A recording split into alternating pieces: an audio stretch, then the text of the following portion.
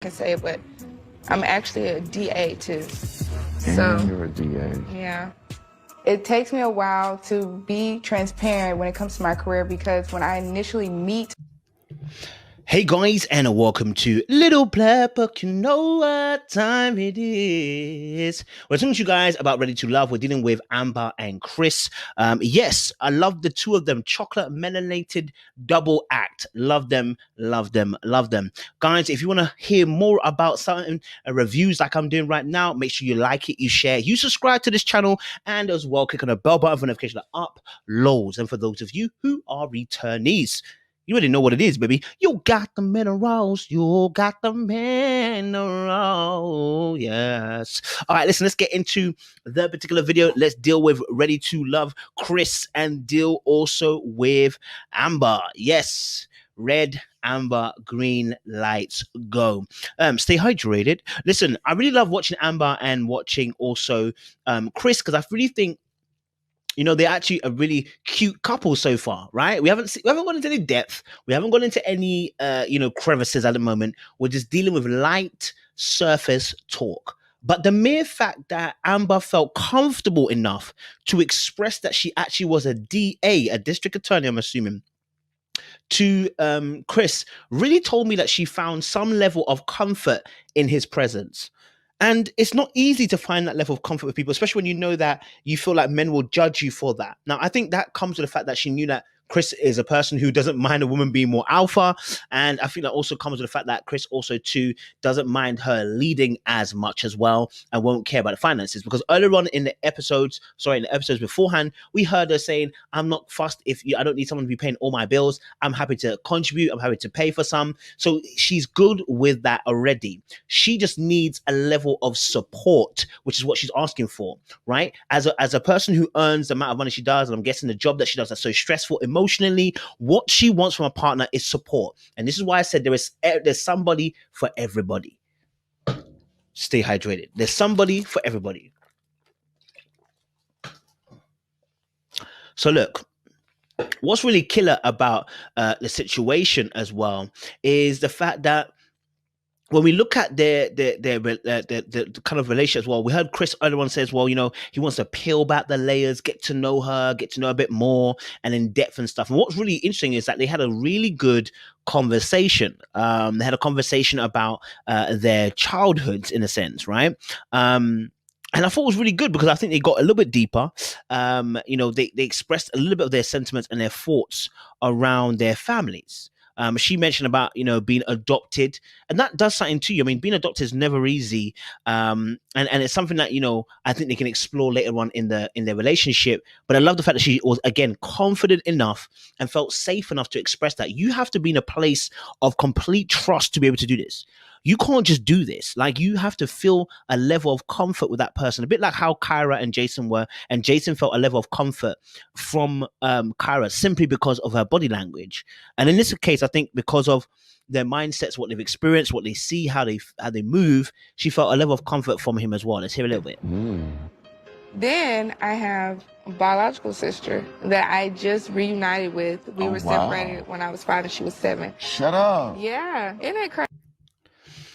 So this is quite something. I mean, she expressed quite a bit there. I mean, it wasn't huge, but it was quite a deep story in the sense of, her biological sister and obviously being adopted herself and, just being expressing some things that have happened to her in her past, which, you want to share with somebody who cares about you, right? You don't want to be sharing that with randomers. And when I say randomers, people who you are just starting to get to know, right? You might share that with an actual random stranger, but you won't be sharing that with somebody who's trying to be more than a stranger. Do you get what I'm saying? That awkward balance.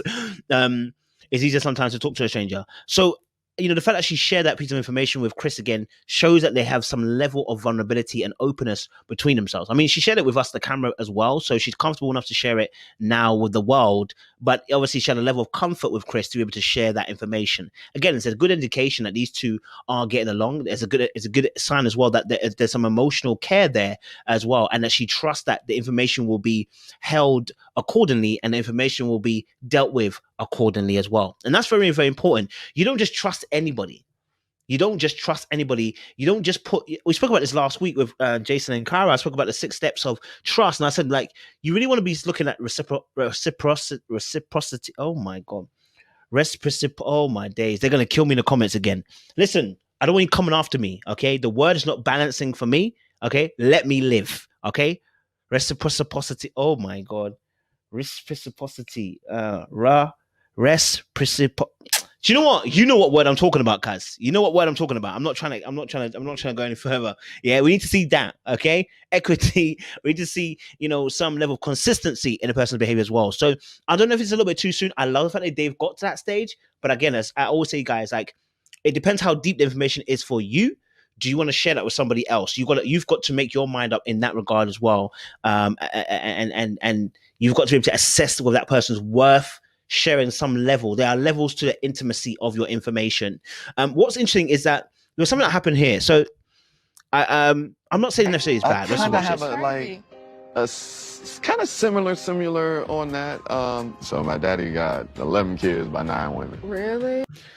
In pause there. Her face is crazy. Look at her face. Face was like, really? Eyes wide, like, raw. Daddy was a player. What's interesting is just that in that little section there where she began to share her story, I don't know if this will be a big issue for her. I'm not sure, but there was a little where she said when she shared her story. I just wish she had let it land, but that's just me. I don't know if she she might feel comfortable enough. I wish she had let the story land. He didn't let it land.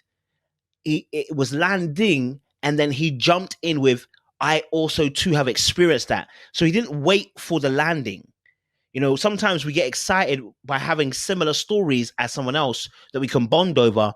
But I really think it's really important as well as individuals. Maybe it's just me again. Maybe it's just my emotive side. Maybe it's just my counselor therapeutic side coming through. I really think it's really good to let the thing land, let it rest, and let the person come to a complete halt. And then you say, do you know what? It's really crazy. Can I share my story as well? I similarly went through something as well. So it just gives people the opportunity and time to really air out how they feel and what they've gone through. Now, there may have been a cut there, and so we may not have seen him do that, but it looked like he did what I call classic Reds do, which is that, yeah, I've experienced it too. It's like, you don't let the story land. They kind of jump back into it, and it becomes a talking fest again from their end. Now, I don't think that's necessarily Kris. I don't think we've seen that from Kris being a person that will talk off your head. When you're going deeper with somebody, it's about the intensity. When you're going deeper, it's about the intensity. The intensity is very important.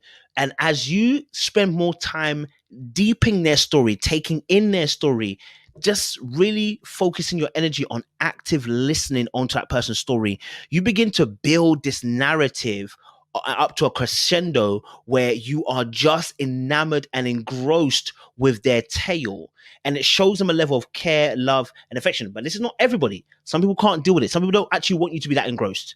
They want to say it and it be gone. So I'm not saying it's for everybody. But then when it rests and then you engage, you want that same kind of level of active listening and participation that the person had as well with you. So I kind of wish that would happen, but again, I'm not sure if she took it that way. I don't think she probably took it wrongly at all, but it would have been nice for him just to do that, to give it a little bit of a breather, let the story lie, and then come in with his story, right? Oh, I've gone too far now. Sorry about that. Let's get back on. Where are we at? Apologies. I've gone too far. Okay. We'll continue this in a second, right? But yeah, this is where Kristen begins to explain that fact that his father also was about the town, bro. It was about the town. And I guess for anybody who's listening to that, your natural fear is, so what part of his game, what kind of his behavior rested on you? Now, Kris obviously hasn't got 11 kids by 9 baby mothers. And so he's obviously doing something right. He's obviously doing something different. But it does make sense as to why maybe he's got a bit more passivity, and what Naya might have felt like what Naya may have felt was passivity from him, because being maybe one of the children and experiencing that, you can sense that maybe there was a lack there, or maybe there was, I don't even say lack, maybe there was, the father figure wasn't as pronounced. So some of the behaviors that you might be seeing from him might have been different had the father been home. This is not an indictment on him. It's more of an understanding of him and why he is the way he is. So this is not about him being bad. It's not him being good. This is more of a case of an understanding of where he's coming from. Okay, where he's coming from. Let's play a little bit. Yeah, isn't it crazy? I kind of have Kind of similar on that. So my daddy got 11 kids by 9 women. Really? And so her eyes literally lit up. She was like, "What?" You know, there was absolute fear that I can understand why. I understand, right? You know, because obviously, you know, it's when you've met someone whose parents like that, you're thinking the apple doesn't fall far from the tree. So you're wondering what particular traits did you pick up from that parent, right? We talk about this. This is even Freudian, that, you know, you fall in love with your parent, but it's like you want to see what kind of traits that person has picked up. Do they have similar traits to their daddy? Are they similar to their mummy? Like, what traits do they pick up? Because what you're trying to do is also assess if this person will be a good future partner. Because we learn by behavior and observations. So that's why oftentimes we say, look at the parents, look how they behave with the parents, look at the behavior of the parents, to let you know potentially this could be what you're facing. This could be what you're going to have to deal with. This could be what you're seeing, right? And so the same way, I see why her eyes went, you know, like, oh my gosh, like, what's going on? Let me stay hydrated. You know, I can understand that, because there's going to be apprehension there.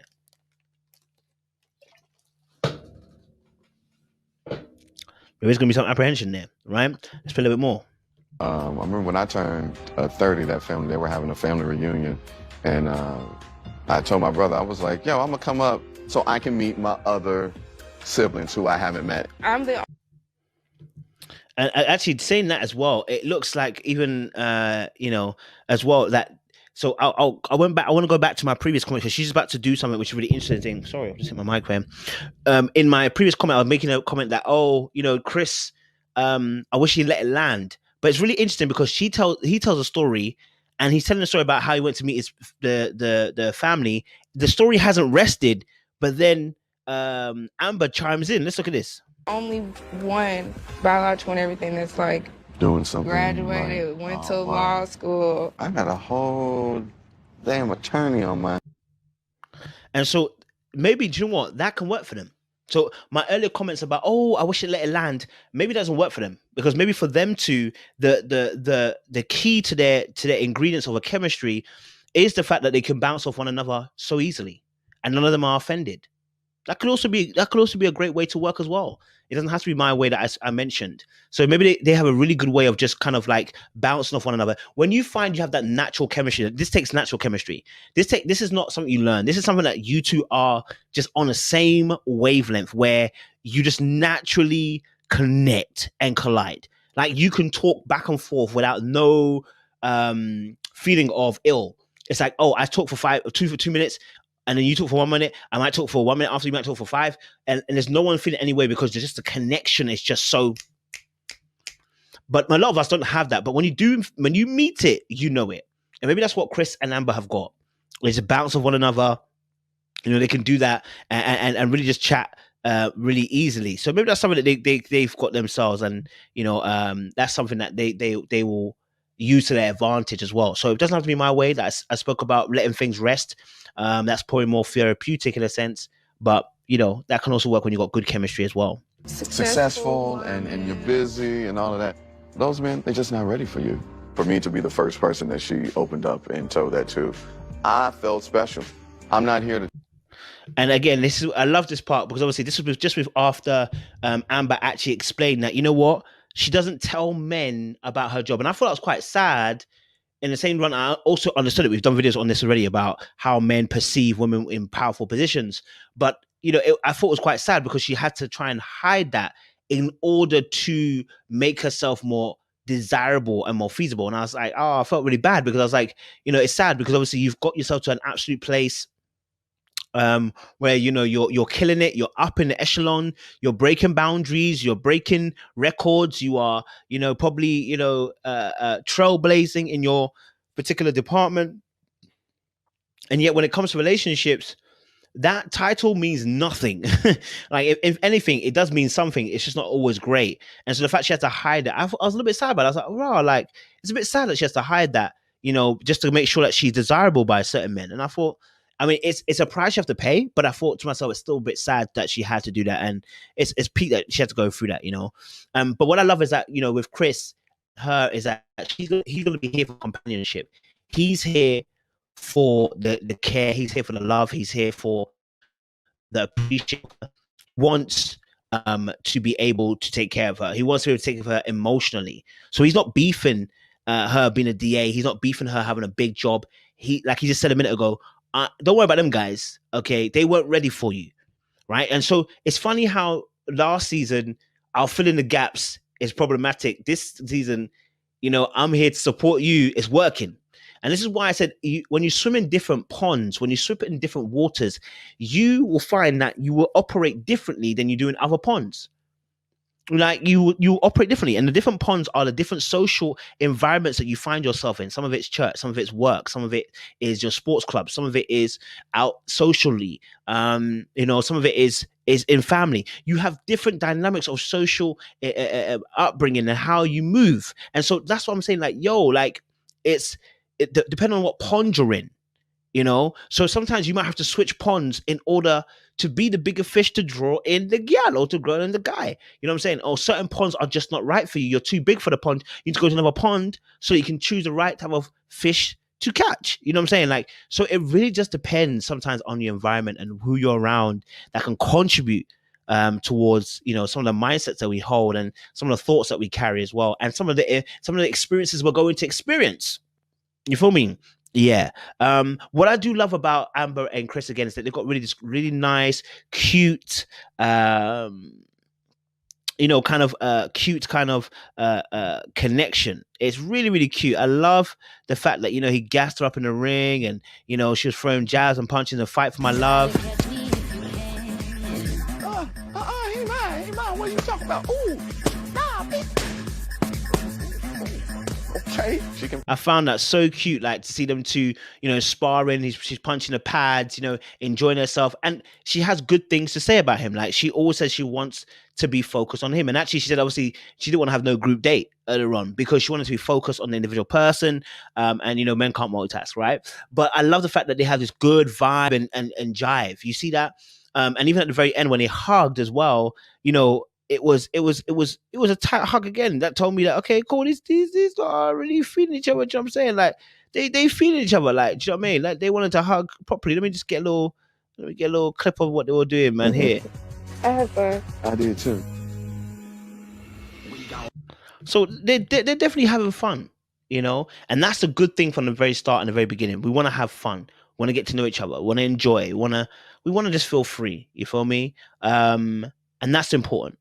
That's important to any foundational relationship. Having fun, getting to know each other, keeping it light. You know what I'm saying? Having time for heavy conversations, but still keeping it light. It's not every day going into Black Lives Matter and politics. You know what I'm saying? Sometimes I just want to get to know you. Who are you? Let's have some fun. You know what I'm saying? Like, that's what I love with Ron and Kris Cynthian's date as well. But we'll talk more about their particular date later on. But guys, if you're new to the channel, make sure you like, subscribe, click on the bell button for notifications that are up. Lows, we appreciate you. Stay locked and stay loaded as well. Yes, baby. Stay hype.